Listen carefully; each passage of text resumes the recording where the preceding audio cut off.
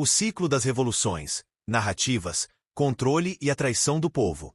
As revoluções prometem transformação, liberdade, igualdade, justiça. São palavras que inflamam corações, mobilizam multidões e derrubam sistemas opressivos.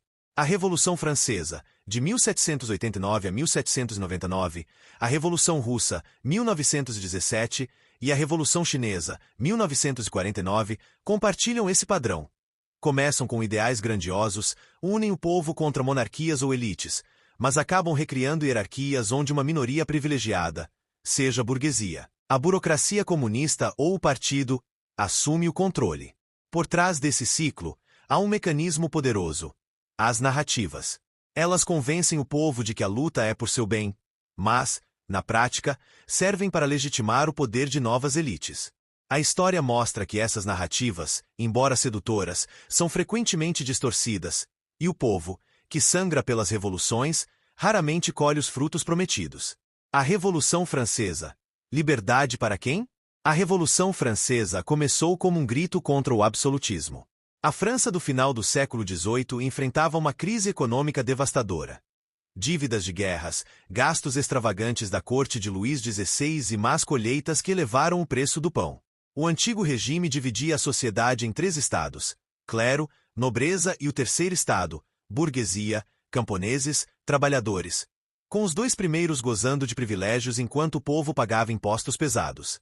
Inspirada por ideias iluministas de Voltaire e Rousseau, a burguesia liderou a revolta, aliando-se aos trabalhadores urbanos, sans-culottes e camponeses. A narrativa era clara: liberdade, igualdade, fraternidade. A queda da Bastilha, 1789, simbolizou essa união contra a tirania. Mas a promessa de igualdade logo se desfez. O Reinado do Terror, de 1793 a 1794, liderado pelos jacobinos de Robespierre, transformou a revolução em uma máquina de repressão.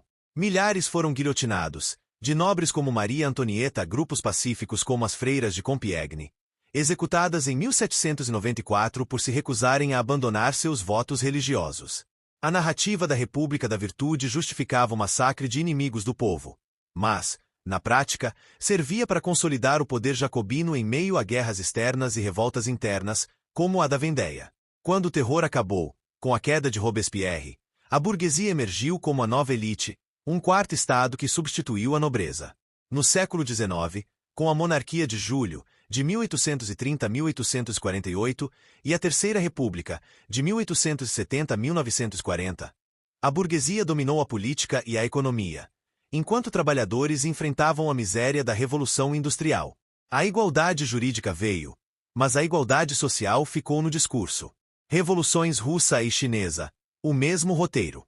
O padrão da Revolução Francesa se repetiu na Rússia e na China, com narrativa socialista substituindo as iluministas.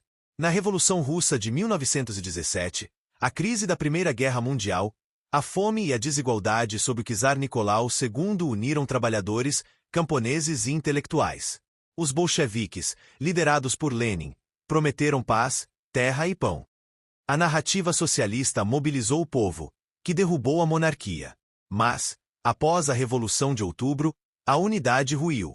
O Terror Vermelho, de 1918 a 1922, e, mais tarde, os grandes expurgos de Stalin, de 1936 a 1938, eliminaram opositores, incluindo aliados de Lenin como Trotsky. Camponeses, que esperavam terra, foram forçados à coletivização, enfrentando fome, como no Holodomor, e repressão. A burocracia do Partido Comunista tornou-se a nova elite, vivendo com privilégios enquanto o povo sofria. Na China, a Revolução de 1949, liderada por Mao Tse-tung, prometeu libertar os camponeses dos latifundiários e do governo nacionalista de Chiang Kai-shek.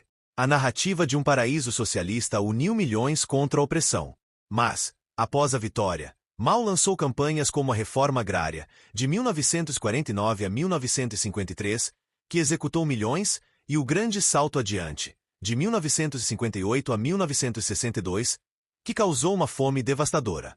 A Revolução Cultural, de 1966 a 1976, levou o caos ao extremo, com jovens guardas vermelhos denunciando contra-revolucionários em nome de Mao, enquanto o partido consolidava o poder. Como na Rússia, a elite comunista substituiu os antigos privilegiados, mantendo controle dos recursos e da política. O poder das narrativas. Mentiras que seduzem. O que une essas revoluções é o uso de narrativas para manipular o povo. Narrativas são mais do que ideias. São histórias cuidadosamente construídas para inspirar, unir e, acima de tudo, controlar. Na França, panfletos de Marat e discursos de Robespierre inflamavam as ruas com promessas de justiça.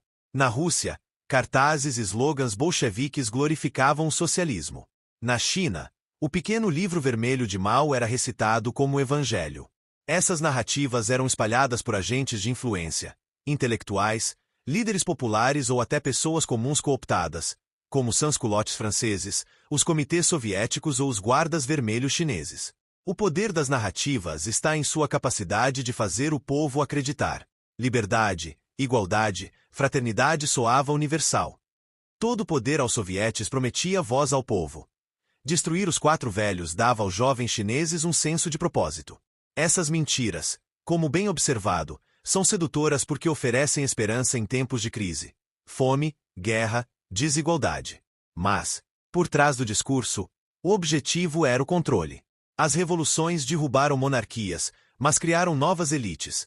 A burguesia na França, a nomenclatura na URSS, o Partido Comunista na China. Em cada caso, 2 a 3% da população emergiu como privilegiada, enquanto o povo continuou marginalizado. A traição do povo. O povo, que luta e morre nas revoluções, raramente é o beneficiário. Na França, os sans-culottes exigiam pão, mas a burguesia ficou com os lucros do capitalismo. Na Rússia, camponeses sonhavam com terra, mas enfrentaram a coletivização forçada. Na China, milhões de camponeses morreram de fome enquanto o partido falava em futuro socialista. As narrativas são armas de dupla face. Unem o povo para a luta, mas justificam a repressão quando a unidade ameaça a nova elite. As freiras de Compiègne, guilhotinadas por sua fé, são um exemplo cruel. Pacíficas, foram rotuladas como inimigas para reforçar a narrativa revolucionária. Na Rússia, Stalin eliminou aliados de Lenin. Na China, Mao destruiu opositores de Chiang Kai-shek e até membros do próprio partido, tudo em nome do povo que nunca foi defendido. Narrativas que beneficiam o povo. Um sonho possível? É difícil encontrar narrativas que escapem à distorção. Movimentos como os direitos civis nos Estados Unidos, década de 1960, ou os trabalhistas na Europa do século XIX trouxeram conquistas reais. Leis contra a segregação, jornadas de 8 horas. Mas mesmo essas foram parcialmente cooptadas por elites políticas ou econômicas, que cederam o mínimo para manter o controle. Narrativas em pequena escala, como cooperativas comunitárias, podem beneficiar o povo sem tanta manipulação, mas seu impacto é limitado. O problema é que narrativas em larga escala, como as de revoluções, operam dentro de estruturas de poder que as distorcem. A ambição, as crises e a necessidade de controle transformam ideais em ferramentas de dominação. Um ciclo inevitável. As revoluções mexem, mas tudo parece ficar igual. Monarquias caem, mas novas elites sobem. Narrativas de igualdade inflamam o povo, mas servem ao poder. Hoje, o padrão persiste. 1% da população global detém mais riqueza que os outros 99%. Segundo relatórios da Oxfam, e narrativas modernas, de mérito no capitalismo a progresso em regimes autoritários, continuam manipulando.